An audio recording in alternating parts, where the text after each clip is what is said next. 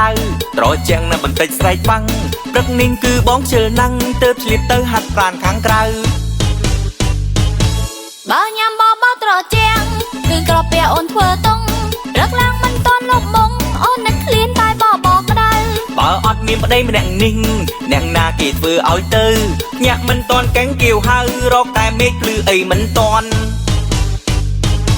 ពេលព្រឹងញ៉ាំបបរក្ដៅធ្វើឲ្យអារម្មណ៍ស្រស់ស្រាយញ៉ាំរួយហើយបាញ់ញើសខ្ចាយក្រមុំមេម៉ាយនាំគ្នាញ៉ាំលន់គ្រាន់តែខានមួយប្រឹងសង់ងើបឡើងលោឡាស្លោស្លន់សុំខ្លាចហើយណាប្រពន្ធងើបមិនទាន់ប្រើគ្មានទំនេរ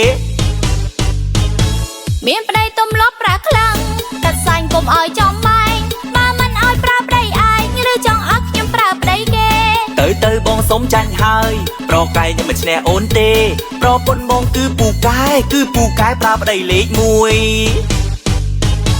ថ្ងៃក្រោយហ៊ានខ្ជិលទៀតអត់បងមិនហ៊ានខ្ជិលទៀតទេថ្ងៃក្រោយហ៊ានខ្ជិលទៀតអត់បងមិនហ៊ានខ្ជិលទៀតទេ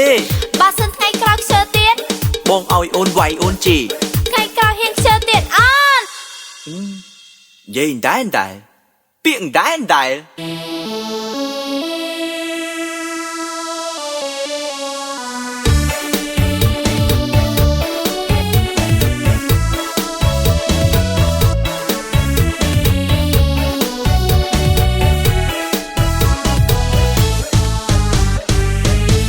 ពេលព្រឹងញ៉ាំបបរក្ដៅធ្វើឲ្យអារម្មណ៍ស្រស់ស្រាយញ៉ាំរួយហើយបាញ់ញើសខ្ចាយក្រមុំមេម៉ាយនាំគ្នាញ៉ាំលន់គ្រាន់តែខានមួយប្រឹងសង់ងើបឡើងលោឡាស្លោស្លន់សុំខ្លាចហើយណាប្រពន្ធងើបមិនទាន់ប្រើគ្មានទំនេរ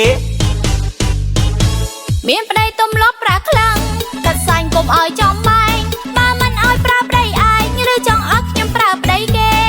ទៅបងសុំចាញ់ហើយប្រកែកមិនឈ្នះអូនទេ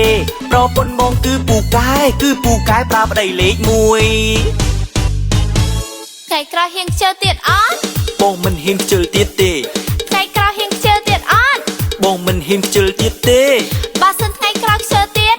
បងឲ្យអូនវាយអូនជីថ្ងៃក្រោយហ៊ានខ្ជិលទៀតអត់និយាយតែពាក្យតែ